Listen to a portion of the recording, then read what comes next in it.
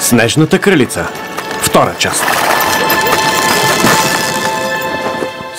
Вече разказах как дяволският цар създал вълшебно огледало, в което всичко красиво изглеждало грозно и което той после струшил на милиони мънички парченца, две от които попаднали в окото и сърцето на бедния Кай, променили го и го накарали да бъде жесток с обичната си приятелка, малката Герда.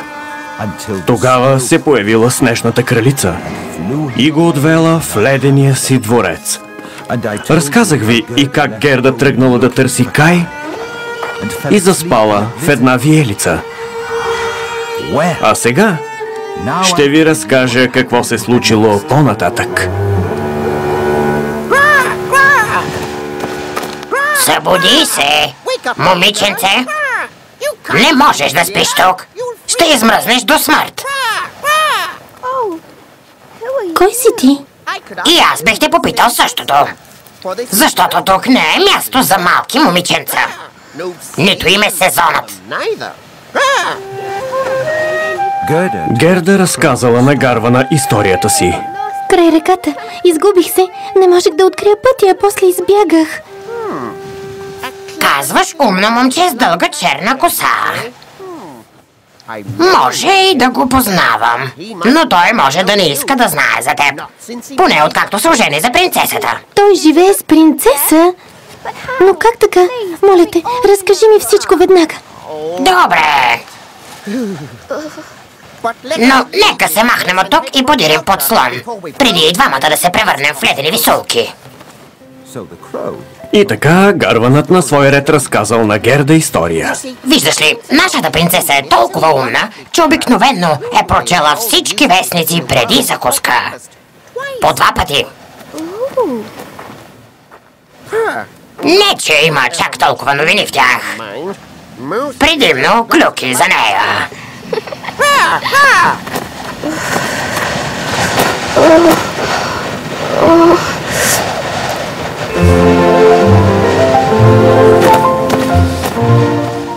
Но да си умна принцеса понякога е доста самотно и досадно занимание.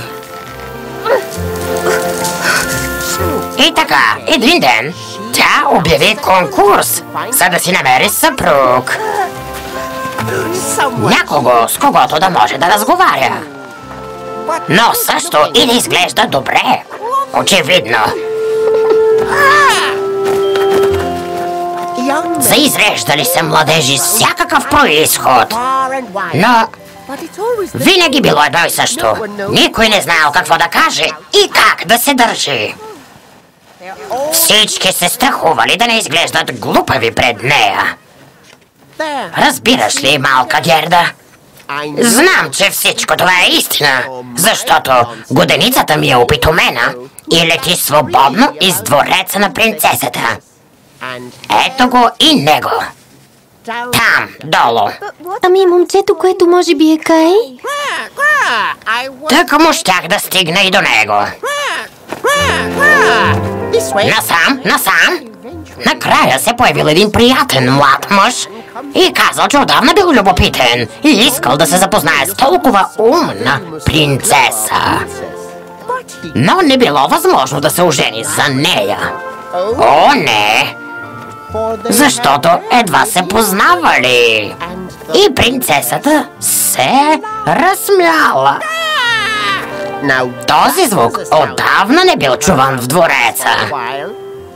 И така, те се запознали, влюбили се и, както казват, това било. Прекрасен разказ, господин Гарван. Да, това трябва да е Кай. Само той е достатъчно умен, за да се ожени за принцеса като нея. Да, защото той може да смята на ум, здроби и знае таблицата за умножение. Заведи ме при него. Моля те, господин Гарван. Може би годеницата ми ще измисли нещо. Последвай ме.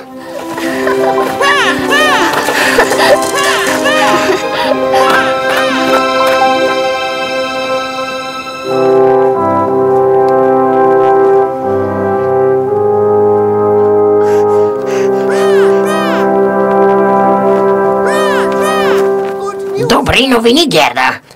Любимата ми знае тайно стълбище към кралските покои. Насам! Насам! И запомни, прави точно каквото ти се казва. Годеницата ми е много стриктна относно дворцовия етикет.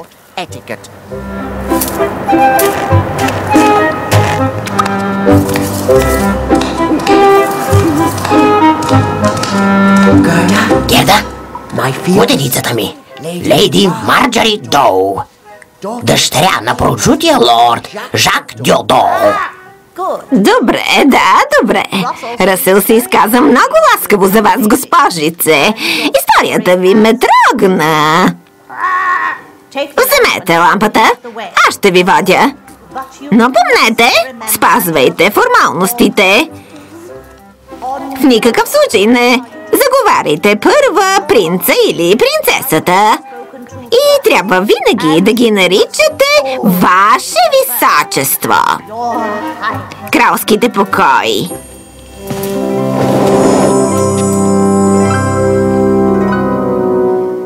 Ето, стигнахме. Трябва да чакаме тук да се събудят. Не мога да чакам. Трябва да узная веднага. Не, върни се! Не бива! О, Расъл! Ти си виновен за всичко! Аз ли? Какво съм направил? Ще ме понижат в тъмничен Гарван! Не мога да гледам! Кай, кажи ми, че си ти.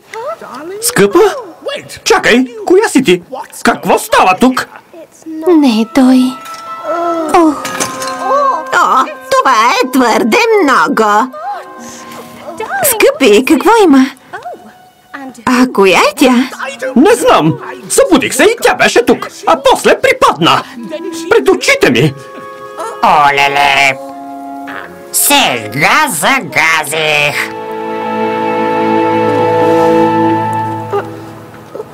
къде съм? О, спомних си. Чакайте, не е виновен Гарванът. Спокойно, Герда. Всичко е наред. Те ни разказаха всичко.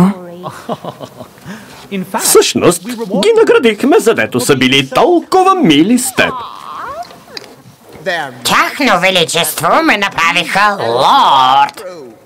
Сега с леди Марджори можем да обявим годежа си официално. Много сте мили, но трябва да тръгвам. Иначе няма да намеря Кай. А междувременно, какво ставало с Кай?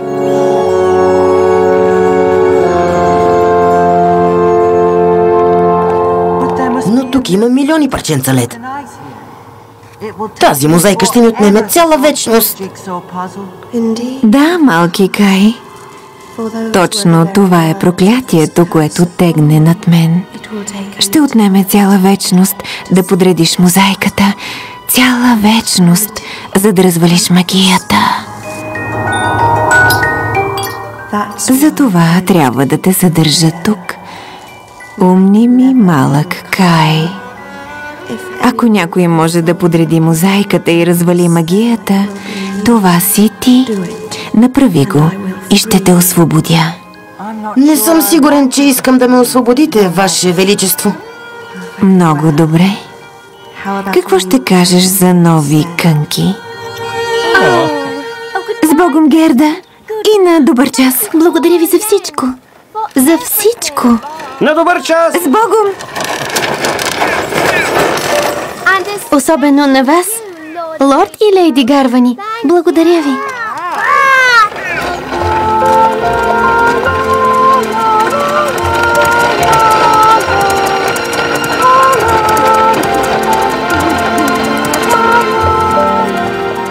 Сега!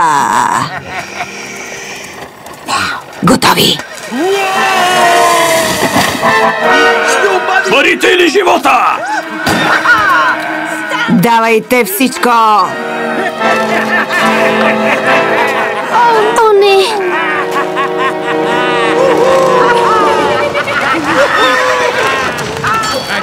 Каляска от злато!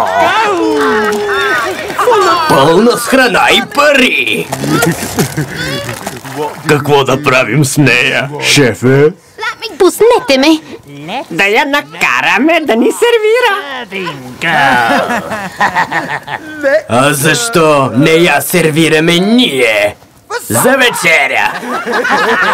Оставете я! Тя е моя! Казах, моя е! Ще си играем на понита, чайни партита и кукли! И ще смачкам фасона на всеки, който се опита да ме спре!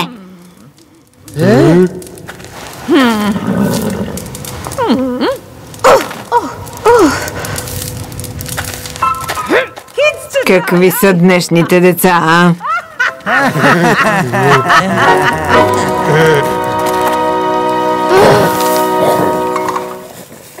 Сега, бъди мила или ще те размажа. Хубава къщичка за игри си имаш. Мама ми я донесе. От едно голямо имение. Да, точно преди да го опустоши. Имаме си компания. Затова млъквай, да не съжаляваш. И така, знаеш ли хубави истории, момиченце? Харесвам историите. Знам само моята история. И това ще свърши работа. И гледай да не ме оттекчиш. Ясно ли е? Да. Ще ме размажеш. Разбрах вече. И така Герда разказала историята си на малката разбойничка.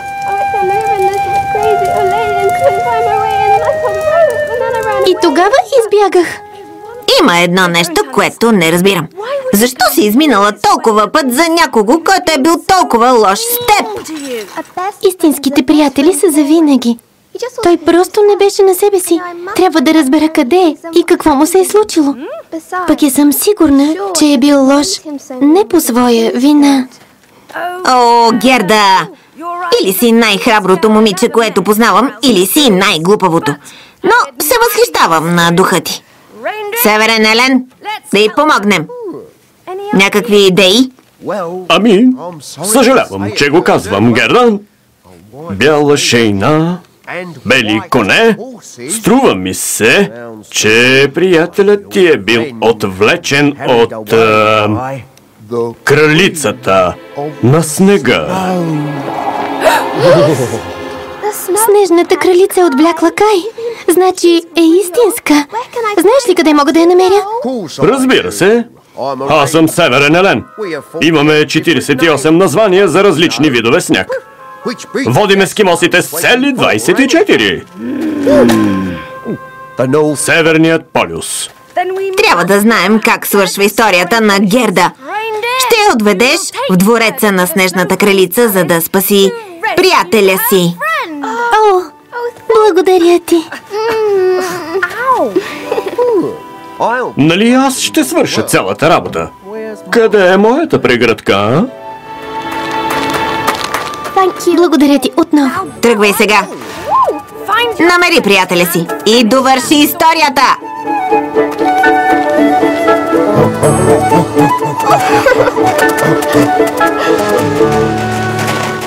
Това е Лапландия.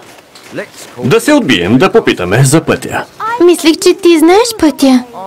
Така е, но хората тук имат гости толкова рядко. Ще бъде неучтиво, ако не се престорим, че сме се позагубили.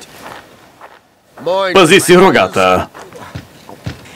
Отнеси това съобщение до приятелката ми във Финландия. Тя ще те научи на заклинание и вероятно ще те опъти. Гърбът ми!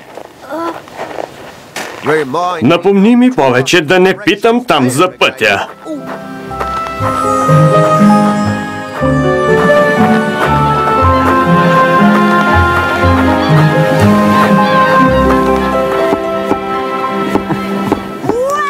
Вижте, вижте!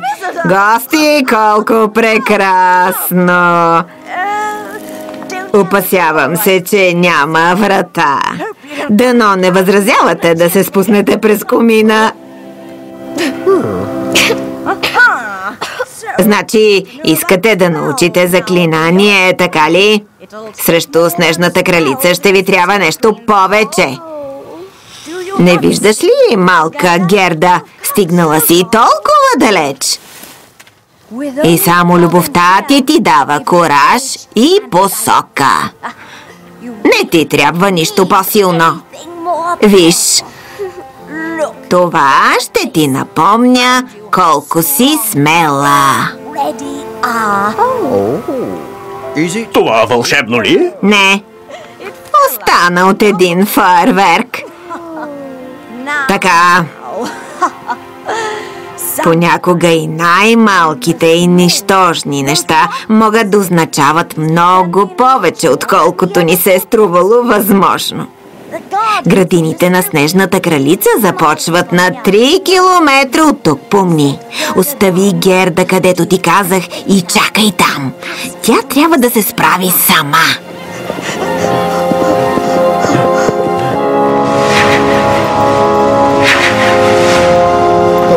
Големият храст.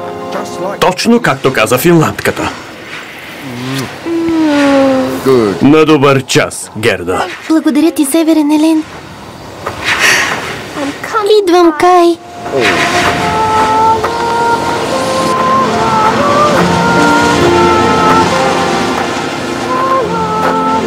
Това ще ти напомня колко си силна.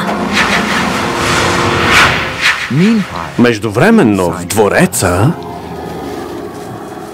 Няма ли да ме вземеш със себе си, кралице? Не мога. Трябва да останеш тук и да подреждаш мозайката. Иначе ледената магия никога няма да се развали.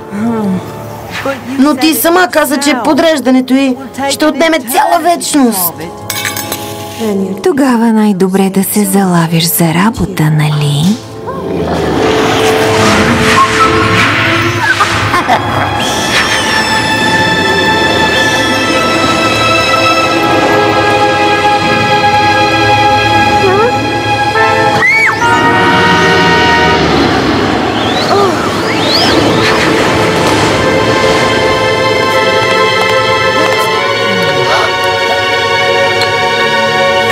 Възможно ли е?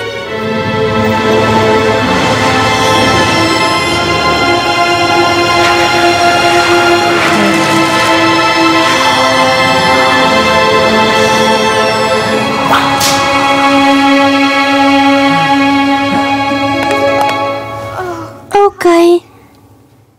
Наистина ли си ти? Познавам те от някъде. Аз съм най-добрата ти приятелка, Герда. Дойдох чак до тук, за да те спася. Но аз не искам да ме спасяват. Тук съм щастлив. С Снежната кралица. Кай, моля те. Това е някаква ужасна магия. Преди играехме заедно в розовата ни градинка. Не си ли спомняш? Аз ти пеех.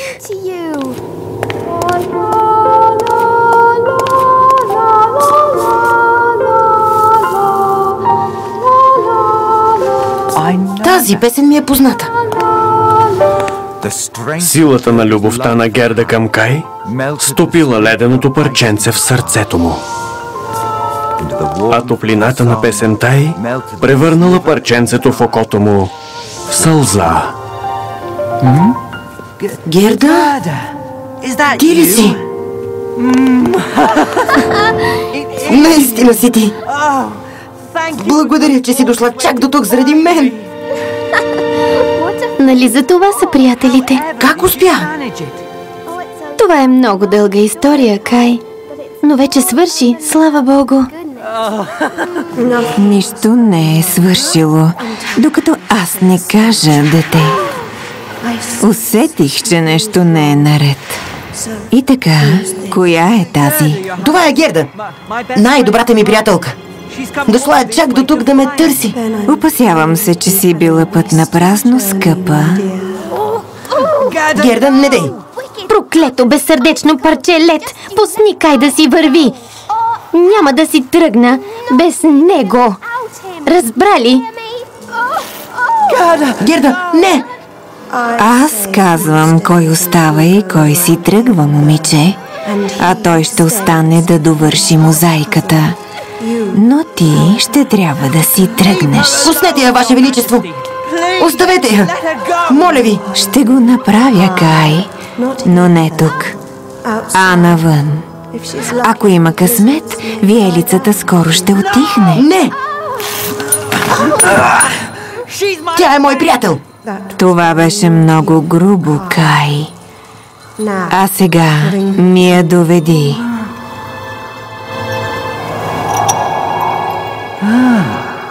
Змия захапала опашката си.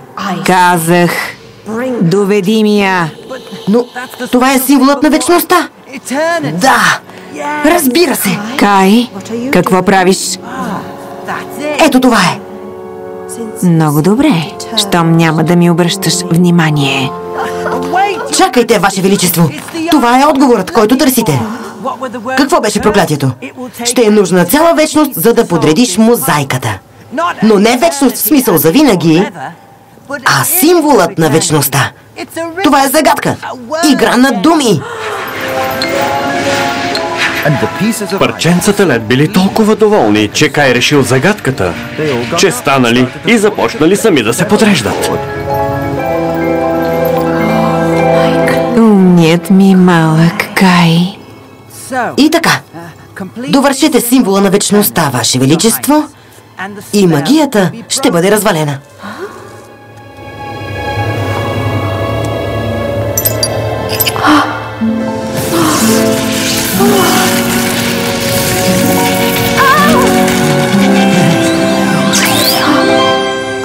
Аз свободна съм. Знаех си, че ще успееш. Знаех си, Кай. В замяна и аз ще ви освободя. Хайде, деца. Магията ми не може да удържи това място още дълго.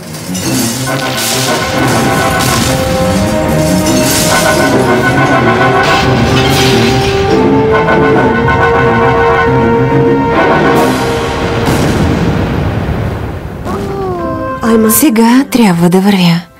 Благодаря ви и на двамата. Никога няма да ви забравя.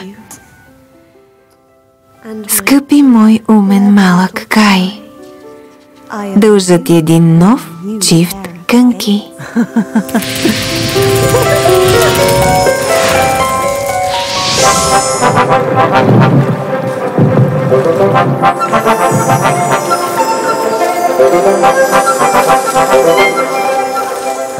И така, Герда и Кай най-после тръгнали към дома.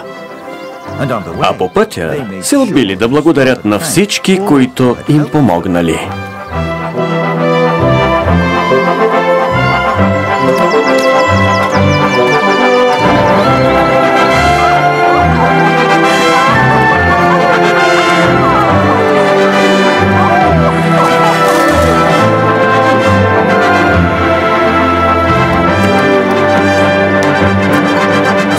И така, когато ви дойдат лоши мисли за някого или нещо, уверете се дали нямате парченце от дяволското огледало в окото си.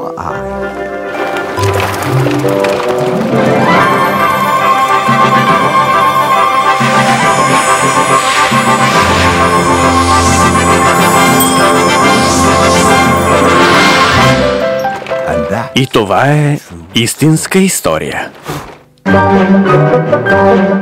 Филмът е обработен в Андарта Студио. Преводач Милена Боринова. Ролите озвучиха артистите Живка Донева, Мина Костова, Живко Джуранов, Георги Стоянов. Тон режисьор Георги Андонов. Режисьор на дублажа Тодор Петров.